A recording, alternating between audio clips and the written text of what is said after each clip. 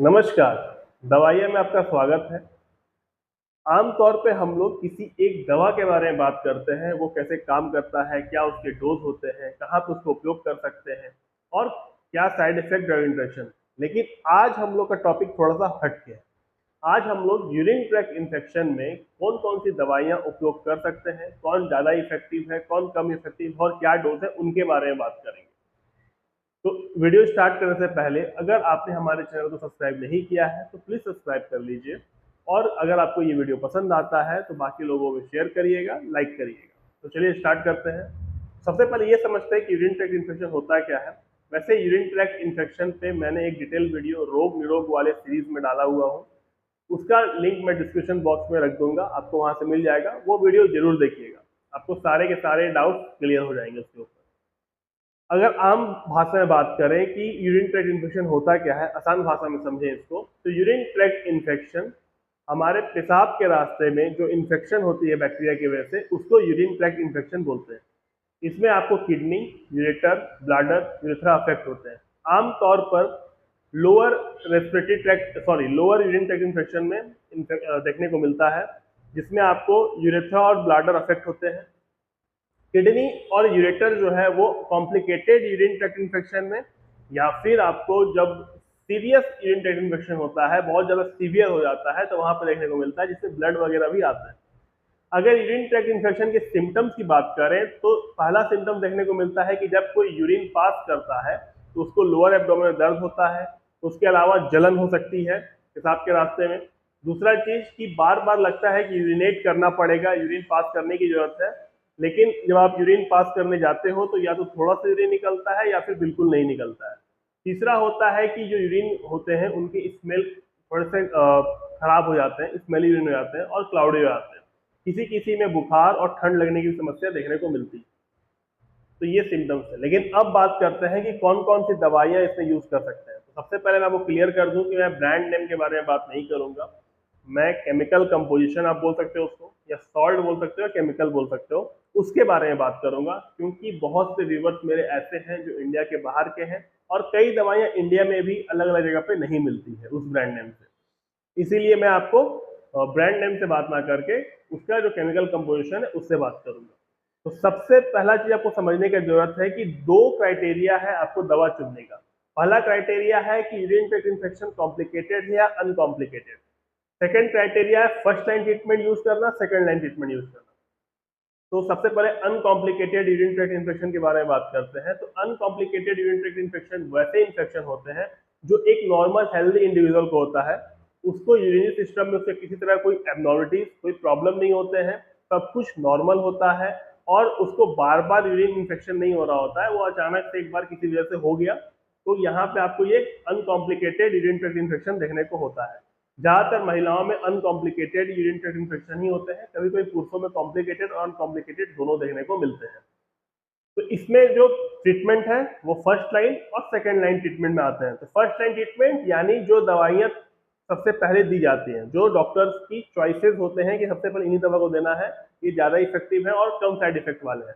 Second line treatment, जब first line treatment काम नहीं करता है तो आप जो दूसरी दवाइयाँ देती हैं वो आपका सेकंड लाइन ट्रीटमेंट में आता है। तो सबसे पहले फर्स्ट लाइन ट्रीटमेंट में 3 दवा है जिसको डॉक्टर से प्रिस्क्राइब करते हैं, जिसमें सबसे अधिक 2 ही दवा का प्रिस्क्रिप्शन दिया जाता है। जिसमें जो सबसे पसंदीदा दवा होता है यूरिन ट्रैक्ट इन्फेक्शन को फर्स्ट लाइन में ट्रीट करने के लिए, वो है नाइट्रोफुरेंटोइन। नाइट्रोफुरेंटोइन 100 mg में आता है। ये आपको दिन में इसको 2 बार लेना होता है। बच्चों के लिए भी आता है 50 mg में, दिन में 2 बार। नाइट्रोफुरेंटोइन का सबसे अच्छा बात यह है कि इसकी जो एफिकेसी है, जो सक्सेस रेट है इन्फेक्शन को ठीक करने का, वो 83 से 93% के बीच में होता है। और दूसरा इसका यूनिक प्रॉपर्टीज ये है कि ये बैक्टीरियल रेजिस्टेंस जल्दी पैदा नहीं करता है। इसमें वो ऐसा पोटेंशियल ही नहीं होता है कि ये बैक्टीरियल रेजिस्टेंस पैदा कर सके। जो सेकेंड दवा है वो है आपको ट्राइमेथोप्रिन एंड सल्फामेथोक्साजोल। ट्राइमेथोप्रिन और सल्फामेथोक्साजोल दोनों एक तरह कॉम्बिनेशन है, दो अलग दवाएं हैं। इसका जो आपको डोज देखने को मिलता है, ट्राइमेथोप्रिन आपको 80 mg और 160 mg में आता है। अगर 80 mg में ट्राइमेथोप्रिन है तो सल्फामेथोक्साजोल 400 mg का होगा, और 160 mg में ट्राइमेथोप्रिन है तो आपको सल्फामेथोक्साजोल 800 mg का होगा। तो अगर 800 160 वाला डोज आपको पड़ रहा है तो दिन में 1 गोली पड़ेगा। अगर 400 और 80 वाला डोज पड़ रहा है तो दिन में 2 गोली पड़ेगा, यानी सुबह शाम। इसका जो खासियत ये है कि इसका एफिकेसी ऑलमोस्ट 100% है, इसका सक्सेस रेट ऑलमोस्ट 100% है।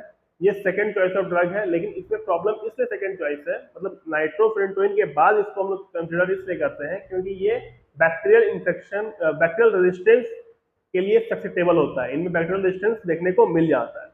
जो तीसरा ड्रग देते हैं फर्स्ट लाइन ट्रीटमेंट में वो है फॉस्फोमाइसिन। फॉस्फोमाइसिन जनरली कंसिडर नहीं करते हैं क्योंकि इसको इंजेक्शन के रूप में देना होता है। इसकी जो सक्सेस रेट है वो आपको नाइट्रोफुरेंटोइन की जैसी ही है।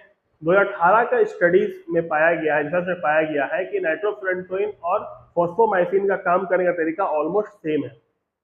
इसके भी आपको सक्सेस रेट 83 से 93% के बीच में रहता है। तो ये आपका फर्स्ट लाइन ट्रीटमेंट था। अब आते हैं सेकेंड लाइन ट्रीटमेंट में। सेकेंड लाइन ट्रीटमेंट में दो तरह के दवाइयां देती हैं। सेकेंड लाइन ट्रीटमेंट तब देते हैं जब फर्स्ट लाइन ट्रीटमेंट के ड्रग काम नहीं कर रहे होते हैं, उनमें बैक्टीरियल रेजिस्टेंस आ जाता है, कोई एफिकेसी नहीं दिखा पा रहे होते, तो सेकेंड लाइन ट्रीटमेंट देते हैं जिसमें दो तरह की दवाइयां हैं। पहला है बीटा लैक्टम एंटीबायोटिक और दूसरा है फ्लोरोक्विनोल। बीटा लैक्टम एंटीबायोटिक देने का रीजन ये होता है कि फ्लोरोक्विनोल्स के थोड़े साइड इफेक्ट्स देखने को मिल जाते हैं और बीटा लैक्टम के साइड इफेक्ट्स वैसे नहीं देखने को मिलते हैं। पर बीटा लैक्टम एंटीबायोटिक्स उतना ज्यादा इफेक्टिव आपको नहीं होता है यूरिन ट्रैक्ट इन्फेक्शन में।